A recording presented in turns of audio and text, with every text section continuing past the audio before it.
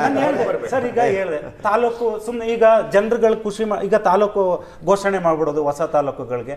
ಇರೋ ಘೋಷಣೆ ಮಾಡಿರೋಂಥ ತಾಲೂಕುಗಳಿಗೆ ಇನ್ನೂ ಕಟ್ಟಡಗಳು ಕಟ್ಟಿಲ್ಲ. ಇದೊಂದು ಆಯಿತು. ಈಗ ಎತ್ತಿನಹೊಳೆ ಈಗ ಎಲ್ಲಿಂದ ತಗೊಂಡು ಬರ್ತಾರೆ? ಮೇಕೆದಾಟು ಎಲ್ಲಿಂದ ತಗೊಂಡು ಬರ್ತಾರೆ? ಮಾದಾಯಿ ಎಲ್ಲಿಂದ ತಗೊಂಡು ಬರ್ತಾರೆ? ಕರಾವಳಿಯವ್ರದ್ದೊಂದು ಪ್ರಾಬ್ಲಮ್ ಇದೆ, ಕಿತ್ತೂರು ಕರ್ನಾಟಕದವ್ರದ್ದೊಂದು ಪ್ರಾಬ್ಲಮ್ ಇದೆ. ಇವರೆಲ್ಲ ತಗೊಂಡು ಬಂದಾಗ ಏನು ಬರುತ್ತೆ ಓವರಲ್ಲು? ಅಯ್ಯೋ ಗ್ಯಾರಂಟಿನ ಸ್ಟಾಪ್ ಮಾಡೋಣ ಅಂತ ಕಾಂಗ್ರೆಸ್ಸಲ್ಲೇ ಬರುತ್ತೆ. ಪದೇ ಪದೇ ನೀವು ಗ್ಯಾರಂಟಿನೇ ನಾವೇನಕ್ಕೆ ತಗೊಂಡು ಬರ್ತೀವಿ ಅಂದರೆ ಒಂದು ಅವೈಜ್ಞಾನಿಕವಾದ ರೀತಿಯಲ್ಲಿ ನೀವು ಅದನ್ನ ಡಿಸ್ಟ್ರಿಬ್ಯೂಟ್ ಮಾಡ್ತಿದ್ದೀರ. ಎಸ್ ಭವ್ಯ ಅವರೇ ಒಂದು ಗ್ಲೂಮಿ ವಾತಾವರಣ ಇದೆ. ನಾನು ಆಫ್ ದ ರೆಕಾರ್ಡ್ ನಿಮ್ಮದೇ ಪಕ್ಷದ ಶಾಸಕರುಗಳು ಅವ್ರ ಜೊತೆಗೆ ಮಾತಾಡಿದಾಗ ಏನು ಮಾಡೋಕ್ಕಾಗ್ತಿಲ್ಲ ಅನ್ನೋ ಹೆಲ್ಪ್ಲೆಸ್ ಸಿಚುವೇಶನಲ್ಲಿ ಇದ್ದಾರೆ. ಮುಖ್ಯಮಂತ್ರಿಗಳ ವಿಧಾನಸೌಧಕ್ಕೆ ಬಂದು ರೀಚ್ ಆಗಿದ್ದಾರೆ. ಎಸ್ ಭವ್ಯ ಅವರು. ಸರ್, ನನಗೆ ಆ್ಯಕ್ಚುಲಿ ಖುಷಿ ಆಯಿತು ನೀವು ಸ್ಟಾರ್ಟಿಂಗೇ ಗ್ಯಾರಂಟಿ ಬಗ್ಗೆ ಮಾತಾಡೋಕ್ಕೆ ಸ್ಟಾರ್ಟ್ ಮಾಡಿ.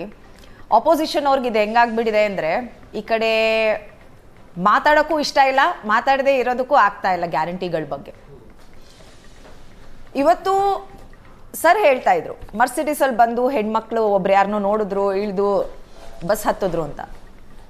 ಒಬ್ರು ಇರ್ಬೋದು ಸರ್, ಬಟ್ ಲಕ್ಷಾಂತರ ಗಾರ್ಮೆಂಟ್ ಹೆಣ್ಮಕ್ಳಾಗ್ಬೋದು, ಮನೆ ಕೆಲಸ ಮಾಡೋ ಹೆಣ್ಮಕ್ಳಾಗ್ಬೋದು, ಇವ್ರು ನಮ್ಮ ಕಣ್ಣು ಕಾಣ್ತಾರೆ. ಶಕ್ತಿ ಯೋಜನೆ ಪಡಿತಾ ಇರೋರು ಯಾವುದಾದ್ರೂ ಒಂದು ನೀವು ಪಾಲಿಸಿ ತೋರಿಸ್ಬಿಡಿ ಈ ದೇಶದಲ್ಲಿ ಯಾವುದಕ್ಕೆ ಲೂಪ್ ಹೋಲ್ ಇಲ್ಲ ಅಂತ ಇರ್ತವೆ ಸರ್. ಅದರಲ್ಲೂ ಇದು ಹೆಣ್ಮಕ್ಳಿಗಾಗಿರೋದ್ರಿಂದ ಈ ಒಂದು ಯೋಜನೆಗಳು ಹೆಣ್ಮಕ್ಳನ್ನ ರಾಮ್ ಮನೋಹರ್ ಲೋಹಿಯಾ ಅವರು ದಲಿತರು ಅಂತ ಕರೀತಾರೆ ಸರ್. ಪ್ರತಿಯೊಂದು ಕಮ್ಯುನಿಟಿಯಲ್ಲೂ ಅವರವರ ಕಮ್ಯುನಿಟಿಯಲ್ಲಿ, ಅದು ಎಕನಾಮಿಕ್ ಕಮ್ಯುನಿಟಿ ನೀವು ತಗೋಬೋದು, ಜಾತಿಗಳು ತಗೋಬೋದು, ಧರ್ಮ ತಗೋಬೋದು, ಅದರಲ್ಲಿ ಒಂದು ವಲ್ನರಬಲ್ ಸೆಕ್ಷನ್ ಅಂದರೆ ಹೆಣ್ಮಕ್ಳು.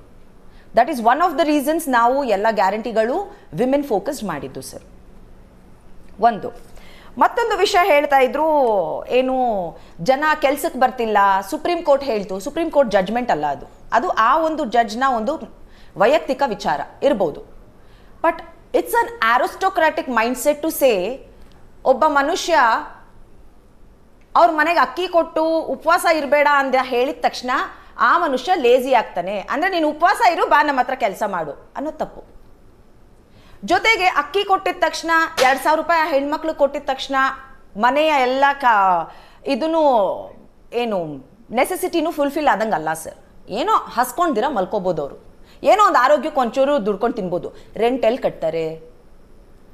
ಬಾಡಿಗೆ ಕಟ್ಟಬೇಕು, ಮಕ್ಕಳ ಎಜುಕೇಶನ್ ಇದೆ, ಸೊ ದುಡಿಲೇಬೇಕು ಮನುಷ್ಯ. ಈ ತರ ಹೇಳೋದು I honestly believe it's an aristocratic mindset. You are absolutely right, you are absolutely right. ಅಲ್ಲ 2,000 ಒಂದು ಸ್ವಲ್ಪ ಹೆಲ್ಪ್ ಆಗುತ್ತೆ ಅಂದ್ರೆ ನೀವು ಹೆಲ್ಪ್ ಆಗುತ್ತೆ. ಯಾವ ರೀತಿ ಕೊಡ್ತಾ ಇದ್ದೀನಿ ಸರ್. ಒಂದ್ 2 ತಿಂಗಳು ಲೇಟ್ ಆಗ್ಬೋದು, ಕೊಡ್ದಿರಾ ಅಂತೂ ಇಲ್ಲ. ಲೇಟ್ ಆಗಿ ಬರ್ತಿದೆ, ಬಟ್ ಒಟ್ಟಿಗೆ ಹೋಗಿದೆ ಲಾಸ್ಟ್ ಟೈಮ್. ಆಯ್ತು ಭವ್ಯ ಅವರೇ 1.5 ರೂಪಾಯಿ ಪೆಟ್ರೋಲ್ ರೇಟ್ ಜಾಸ್ತಿ, 3 ರೂಪಾಯಿ ಪೆಟ್ರೋಲ್ ರೇಟ್ ಜಾಸ್ತಿ, ಸ್ವಲ್ಪ ಲೇಟ್ ಆಗ್ಬೋದು. ಜಾಸ್ತಿ ಆಗಿದ್ದು ಆಮೇಲೆ ಕೊಡ್ತೀನಿ ಅಂದ್ರೆ ಇವತ್ತು ನೀವು ಹೆಂಗ್ ಮಾತಾಡ್ತೀರಾ? ಒಂದ್ ನಿಮಿಷ. ಈಗ ನೆನ್ನೆ ಪೇಪರ್ನಲ್ಲಿ ಹೆಡ್ಲೈನು, ನೀವು ಸ್ಮಾರ್ಟ್ ಮೀಟರ್ಗಳನ್ನೇ ಹಾಕ್ಕೋಬೇಕು. ಸ್ಮಾರ್ಟ್ ಮೀಟರ್ಗಳಿಗೆ ಹಿಂದಿನ ರೇಟ್ ಮೀಟ್ರಿಗೆ ಕಂಪೇರ್ ಮಾಡಿದ್ರೆ 800% ರೇಟ್ ಜಾಸ್ತಿ ಆ್ಯಂಡ್ ಕಂಪಲ್ಸರಿ. ಆಮೇಲೆ ಕೊಡ್ತೀನಿ ಅಂದ್ರೆ ಓಕೆನಾ? ಸ್ವಲ್ಪ ತಡವಾಗಿ ಕೊಡ್ತೀನಿ ಅಂತ ಸರ್. 1 ನಿಮಿಷ. 300% ರಿಜಿಸ್ಟ್ರೇಷನ್ ಜಾಸ್ತಿ ಆಗಿದೆ ಮೇಡಮ್. Registration cost 300. ಅಲ್ಲ ಒಂದೇ ನಿಮಿಷ. I am giving you the list. Registration cost 300% ಜಾಸ್ತಿ ಆಗಿದೆ. ಜನ ಆಮೇಲೆ ಕೊಡ್ತೀನಿ ಅಂದ್ರೆ ಓಕೆನಾ? ಸ್ವಲ್ಪ ಲೇಟ್ ಆಗ್ಬೋದು ಬಿಡಿ, ಕೊಡ್ತೀನಿ ಆಮೇಲೆ ಅಂದ್ರೆ ಓಕೆನಾ? ನನಗೆ ಒಬ್ಬ ರೈತ, ಸಣ್ಣ ರೈತ ತನ್ನ ಜಮೀನಲ್ಲಿ ಒಂದು ಬೋರ್ವೆಲ್ ಹಾಕಿಸ್ಕೊಂಡ್ರೆ ಉಚಿತವಾಗಿ ಟ್ರಾನ್ಸ್ಫಾರ್ಮರ್ ಬರ್ತಿತ್ತು. ಅವ್ನು ಉಚಿತವಾಗಿ ಅಂದರೆ 25-30 ಸಾವಿರ ಖರ್ಚು ಮಾಡಿದ್ರೆ ಅವ್ನಿಗೊಂದು ಟ್ರಾನ್ಸ್ಫಾರ್ಮರ್ ಬರ್ತಿತ್ತು. 2.5-3 ಲಕ್ಷ ಖರ್ಚು ಮಾಡ್ಬೇಕು ಈಗ ಅವನು. ಆಮೇಲೆ ಕೊಡ್ತೀನಿ ಅಂದ್ರೆ ಓಕೆನಾ? ಸ್ವಲ್ಪ ತಡ ಆಗುತ್ತೆ ಬಿಡ್ರಿ, ಕೊಡ್ತೀನಿ ಅಂದ್ರೆ ಓಕೆನಾ? ಸರ್, ನೀವು ಯಾವ್ದು ಕಂಪೇರ್ ಮಾಡ್ತಿದ್ದೀರಿ? Only two attack guarantees. ಈಗ ನಾನು ಈಗ ಪೆಟ್ರೋಲ್ ಪ್ರೈಸ್ ರೈಸ್ ಆಗ್ಬೋದು, ಅಥವಾ ಈ ರೀತಿ ಏನ್ ಬೆಲೆ ಏರಿಕೆ ಆಗ್ಬೋದು. ಇದು ಫಸ್ಟ್ ಟೈಮ್ ಆಗ್ತಿದ್ಯಾ ಕರ್ನಾಟಕದಲ್ಲಿ? ಅಥವಾ ಭಾರತದಾದ್ಯಂತ ತಗೊಂಡ್ಬಿಟ್ರೆ ಮೋದಿ ಅವ್ರನ್ನ ಮೀರ್ಸೋದಕ್ಕೆ ಸಾಧ್ಯನೇ ಇಲ್ಲ ಯಾರೂನು. ಬಿಜೆಪಿ ಗೌರ್ಮೆಂಟ್ನ ಅವ್ರ ಗ್ಯಾರಂಟಿಗಳು ಕೊಡ್ತಿಲ್ವಲ್ಲ. ನಾವು ಗ್ಯಾರಂಟಿನಾದ್ರೂ ಕೊಡ್ತಾ ಇದ್ದೀವಿ. ಬೆಲೆ ಏರಿಕೆಗಳು ಪ್ರತಿಯೊಂದು ಕ್ಷೇತ್ರದಲ್ಲಿ ಪ್ರತಿಯೊಂದು ಗೌರ್ಮೆಂಟು ಮಾಡುತ್ತೆ. ಬಟ್ ಈ ಸಲ ಏನಾಗ್ಬಿಟ್ಟಿದೆ, ಅಪೋಸಿಷನ್ ಕೈಯಲ್ಲಿ ಇದೊಂದು ಆಯುಧ ಆಗ್ಬಿಟ್ಟಿದೆ. ಬೆಲೆ ಏರಿಕೆ ಮಾಡಿದ ತಕ್ಷಣ ಗ್ಯಾರಂಟಿಗಳು. ಯಾಕೆ ಇವರು ಅಧಿಕಾರದಲ್ಲಿದ್ದಾಗ ಬೆಲೆ ಏರಿಕೆ ಆಗೇ ಇಲ್ವಾ ಯಾವ್ದ್ರಲ್ಲೂ? ಪ್ರತಿಯೊಂದು ನಿಮ್ಮ ಪೆಟ್ರೋಲ್ ಪ್ರೈಸ್ ಡೀಸೆಲ್ ಪ್ರೈಸ್ ಏನಿತ್ತು ನಿಮ್ಮ ಅಧಿಕಾರಕ್ಕೆ ಬಂದಿದ ತಕ್ಷಣ ಬಿಜೆಪಿ ಅವರು ಯಾವ ಮಟ್ಟಕ್ಕೆ ಇನ್ಕ್ರೀಸ್ ಆಯ್ತು ಎಲ್ಲರಿಗೂ ಗೊತ್ತಿದೆ sir. We still remember Basavaraj Bommai ಮುಖ್ಯಮಂತ್ರಿ ಆಗಿದ್ರು, ಕೇಂದ್ರ ಸರ್ಕಾರ ಸೆಂಟ್ರಲ್ ಎಕ್ಸೈಸ್ ಕಡಿಮೆ ಮಾಡುತ್ತೆ, ಅದಕ್ಕೆ ರೆಸಿಪ್ರೊಕೇಟ್ ಆಗಿ ದೀಪಾವಳಿ ಟೈಮ್ ಇತ್ತು ಅವಾಗ, ನಾವು ರಾಜ್ಯದಿಂದ ಇಷ್ಟು ಕಡಿಮೆ ಮಾಡ್ತೀವಿ ಅಂತ ಘೋಷಣೆ ಮಾಡಿದ್ರು. ಇಷ್ಟು ಕಡಿಮೆ ಮಾಡ್ತಾ ಇದ್ದೀವಿ ಅಂತ. I don't remember exact numbers, ಈ ವಿಷಯ ಬರುತ್ತೆ ಅಂತ ನೆನಪಿರಲಿಲ್ಲ ನನಗೆ. ಅದಾದ ಮೇಲೆ 3.5 ರೂಪಾಯಿ ಡೀಸೆಲ್ಗೆ ಜಾಸ್ತಿ ಆಗಿದ್ದು ಸಿದ್ದರಾಮಯ್ಯನವ್ರು ಬಂದ ಮೇಲೆ.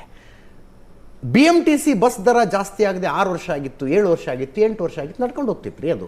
ನಾನು ಯಾಕೆ ಜಾಸ್ತಿ ಮಾಡಿದ್ರಲ್ಲ ನಾನು ಕೇಳೋದು, ದೈನಂದಿನ ಹೊರೆ ದಿನದಿಂದ ದಿನಕ್ಕೆ ಹೆಚ್ಚಾಗ್ತಾ ಹೋಯ್ತು. ಎಲ್ಲಿಂದ ಎಲ್ಲಿ ತನಕ?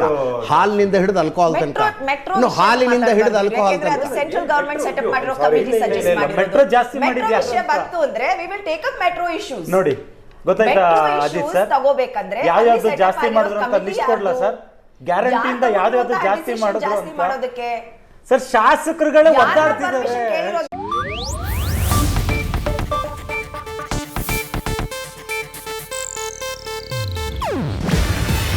ಇದು ಏಷ್ಯಾನೆಟ್ ನ್ಯೂಸ್ ನೆಟ್ವರ್ಕ್ ಪ್ರಸ್ತುತಿ. ನೀವು ನೋಡ್ತಿದ್ದೀರಾ ಏಷ್ಯಾನೆಟ್ ಸುವರ್ಣ ನ್ಯೂಸ್.